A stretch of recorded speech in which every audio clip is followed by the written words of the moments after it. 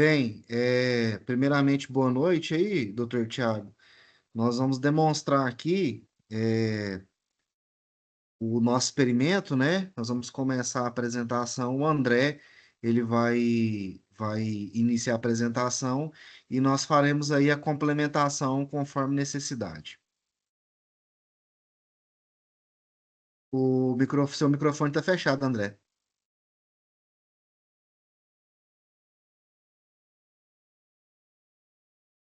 Boa noite, professor Tiago. Bom, a gente vai fazer uma breve apresentação aqui sobre o nosso estudo de caso, né, do experimento de bancada para tema do canal da seção composta, né, conforme foi passado em sala de aula. O protótipo, né, de referência vai ser ali a seção de drenagem, né, da Marginal Botafogo, onde se considerou ali as dimensões do protótipo da seção triangular com 2 metros de profundidade e 12 metros de largura, né, da parte triangular, e depois subindo para uma parte retangular. É, Pode passar, Giovanni, por favor. A gente, a gente fez primeiro, né, essa análise inicial dos parâmetros, dos dados, né, de dimensões, e aí fizemos uma primeira iteração, né, através do Excel, né, onde a gente teve alguns resultados, como por exemplo, a gente separou em dois casos, né, o caso 1 com a vazão mínima, né, de 10 metros cúbicos por segundo, onde a gente chegou, né, numa altura de 1,4308 metros, né, de altura molhada, ou seja, que ficou dentro da parte triangular. Pode passar, Giovanni. E também a gente tem o segundo caso, né, em que a vazão máxima é considerada de 100 metros cúbicos por segundo, né, em que aí sim a altura molhada já sobrepassa a parte triangular, chega na parte retangular, né, na segunda parte da seção, na casa dos 3,5422 metros, né? Bom, depois dessa primeira iteração feita pelo Excel, então foi feita também a simulação, né, no HTML. Em relação a essa questão, isso aí vem de encontro àquilo que o senhor havia pedido para que fosse feito em mais de uma linguagem, né? Então, nós fizemos no Excel e também fizemos uma proposta desse cálculo numa calculadora em HTML, e aí eu vou mandar, né, junto com a gravação e a apresentação, vai também esse código que ele pode ser executado no próprio navegador.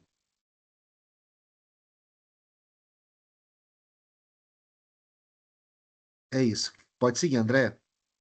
Depois de feito, né, esses cálculos iniciais, então a gente partiu para análise, né, de como seria feito o tema do modelo, né, qual a escala. Pode passar, Giovanna. Então, aí, a princípio, a gente pensou numa escala de 1 para 20, né, para ter uma dimensão aí que fosse possível trabalhá-la, né, em bancada, né, seja com instrumentos mais simples, né, com requisitos mais simples, né? Então, mas aí, por exemplo, a gente esbarrou na questão da vazão máxima, porque o que a gente dispunha, a ideia era trabalhar com vazão de uma mangueira de jardim, por exemplo, né? E a mangueira de jardim, a vazão máxima dela estava na casa de 0,4 litros por segundo. Para uma escala de um para 20, seria necessário quase que 56 litros por segundo. Então, ficaria inviável, né? Então, o tema da vazão inviabilizou o uso da, da escala de 1 para 20. Então, a gente seguiu analisando e chegou nos cálculos, né, para utilizar uma escala de 1 para 125, porque aí isso se encaixava no tema da vazão máxima, né, de 0,4 litros por segundo da mangueira de jardim. Dessa forma, a gente, né, selecionou esse modelo, né, de 1,25, e a partir daí a gente é, começou a fazer, foi feito a construção do modelo físico, né? Pode detalhar mais aí para a gente, Eurico, por favor. Então, nós fizemos o modelo físico, inicialmente, até as primeiras fotos que a gente enviou por e-mail, foi desse modelo de 1:20, né? Nós fizemos um modelo, só que daí, do momento que a gente foi fazer os testes, que a gente foi calcular, viu que realmente era inviável. Então, dessa forma, nós resolvemos refazer os cálculos dessa escala de 1:25 e fizemos um novo modelo, certo? E aí refazemos novamente o modelo físico, né? Que essa sim a gente conseguiu até realizar os testes que foi possível utilizar a mangueira de jardim, né? Pode passar, Giovana. Porque aí, com os testes com a mangueira de jardim, a gente viu que até deu próximo dos resultados que a gente imaginou que daria, entendeu? Que aí o material utilizado foi zinco galvanizado. Até a gente tinha, eu até olhei a questão de tentar um outro material como acrílico, né? Só que questão de viabilidade também, disponibilidade. Eram poucas as empresas que trabalhavam com acrílico. Então a gente falou, não, então vamos refazer esse modelo 1:25 no zinco galvanizado para a gente realmente avaliar como que ficaria o teste de mangueira. É, no teste de mangueira, a gente viu que a gente tem uma diferença do teórico com a prática, principalmente por causa da rugosidade, né? Então, assim, para melhorar essa rugosidade, se conforme a gente fez os cálculos e os testes, a gente deveria, para ficar mais próximos do calculado, do teórico, um revestimento de verniz poliuretano. Isso seria uma das viabilidades que a gente chegaria até próximo, é, do resultado esperado, né? Pode passar. E aí, por exemplo, quando a medida. Bom, nessa foto aí está, né, uma foto dos dois modelos, Uhum. né, físicos, e inclusive daqui a pouco a gente vai ver o vídeo, né, do teste mesmo. Mas é só para poder ilustrar aí, complementar o que o Eurico estava falando, quando, à medida que a gente vai, né, diminuindo a dimensão, existe ali uma alteração da rugosidade, né? Então não era simplesmente diminuir, né, diminuir as dimensões do modelo, porque a rugosidade ideal pelos cálculos para poder trabalhar com a escala de 1:125 estava girando em torno de 0,0067. Isso a gente vê que a gente tem no zinco galvanizado uma rugosidade de 0,013, é algo assim muito distante, né? Muito, muito diferente. Então, assim, conforme o Eurico mencionou, uma das possibilidades teóricas seria, né, usar esse verniz de poliuretano na superfície do zinco para tentar baixar essa rugosidade. Em teoria, ela baixaria para 0,009, ou seja, ficaria, ainda não seria aquela ideal, mas já seria bem melhor do que a rugosidade original, né? Porque aí, quando a gente fez o modelo, né, de 1:125, por exemplo, no protótipo, a gente tinha uma profundidade triangular de 2 metros, né? E nesse modelo ficou uma profundidade de 1,6 centímetros. Enquanto no protótipo a gente tinha uma largura de 12 metros, no modelo de 1:125 a gente teve 9,6 centímetros de largura, né? O talude lateral se manteve o mesmo, né? E claro, a declividade longitudinal, ela num modelo tão reduzido, ela fica praticamente é, inviável de se garantir, né, de que tem essa declividade, dadas as condições da bancada, né? Teria que ser necessário algo mais, uma bancada mais precisa, mais bem elaborada, com maior estrutura, né? É, Aí dessa forma a gente pegou e fez os testes, né? E aí, Giovano, por favor, coloca o vídeo do primeiro caso para gente, que é o caso com a menor vazão, né? Essa vazão de 0,04 litros por segundo, né? Que era, em teoria, pelos cálculos, deveria dar 1,28 centímetros de, de altura de coluna d'água, né? Aí vamos ver o vídeo e a gente comenta.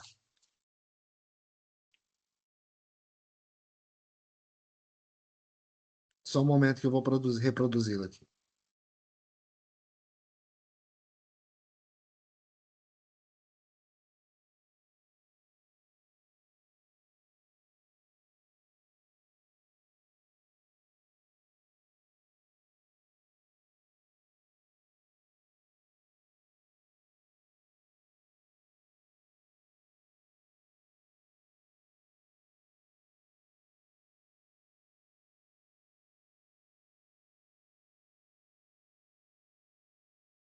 Um momento, por favor.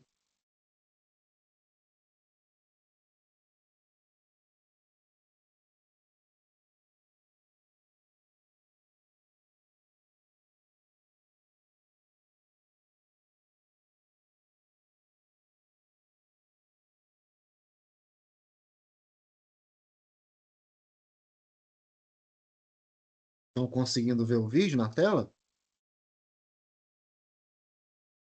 Ainda não, deve estar carregando aí, né? Ó, esse aí é o do caso 1, né? Com a vazão de Menor vazão. 0,04 litros por segundo. É, claro que é um teste empírico, né? A precisão, né? Não vai existir, mas assim, o que a gente detectou é que a altura da água ali girou na casa dos 0,6 centímetros, ou seja, praticamente metade do valor teórico calculado, né? Então, teve mais essa discrepância, né? E aí agora a gente vai ver no caso 2 que aí já seria a vazão, né, de 0,4 litros por segundo. Em teoria, a gente deveria ter 3,31 centímetros de altura de coluna d'água, né? E aí vamos ver aí, a gente comenta. Momento que vai ser reproduzido.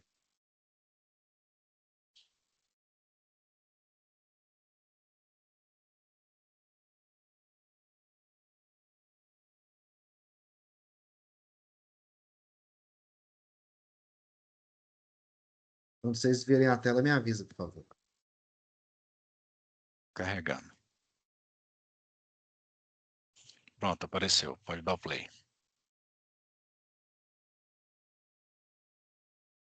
A gente pode ver que nesse vídeo, né, claro, já tem uma vazão em 10 vezes maior, né, já existe um fluxo muito maior, já a altura da coluna d'água aumenta, né? Como eu disse, o teórico seria para ser um 3,31 centímetros, né, de altura. Só que a gente achou em torno de 1,5 centímetros, também na casa dos 50%. Então, assim, um fato interessante, sim, que claro, demanda. Pode projetar, o Giovanni, por favor? Porque nesse slide a gente vai conseguir ver o gráficozinho.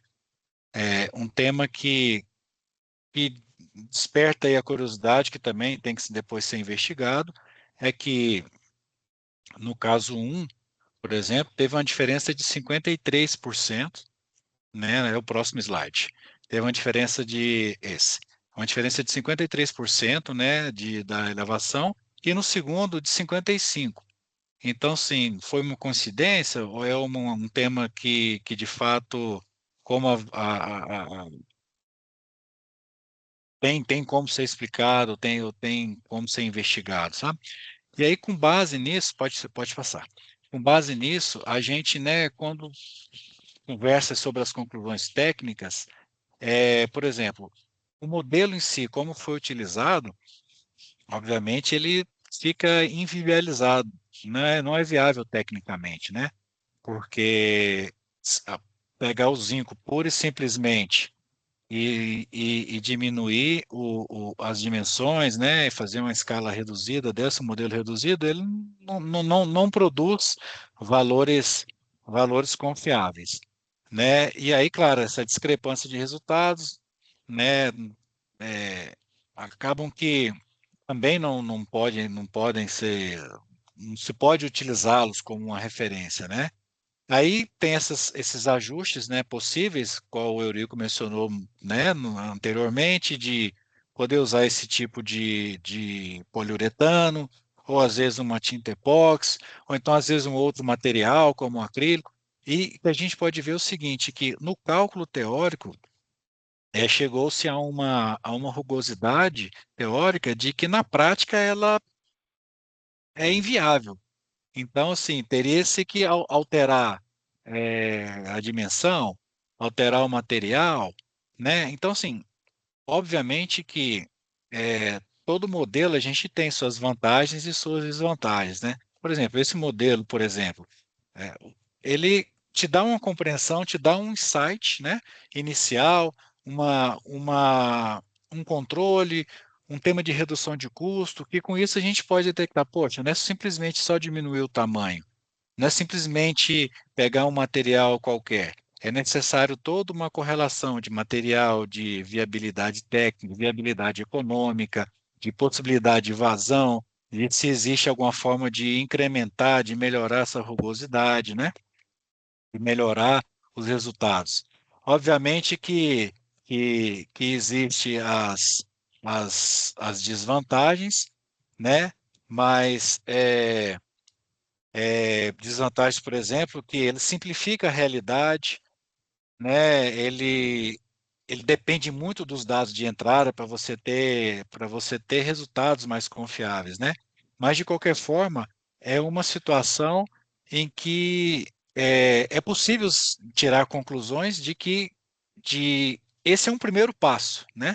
Então, já no segundo passo, por exemplo, já se ajustaria essas discrepâncias do primeiro para poder pouco a pouco ir convergindo e em um momento posterior ter resultados que possam ser utilizados, né, com maior relevância. Bom, seria isso, professor. E aí essa apresentação, juntamente com os vídeos e com as fotos dos modelos, a gente vai disponibilizar, né, para que você possa tê-lo em mãos e fazer as suas avaliações. A gente agradece, né, e estamos aqui à disposição. Obrigado e boa noite. É isso aí, professor. Obrigado. Boa noite a todo mundo aí.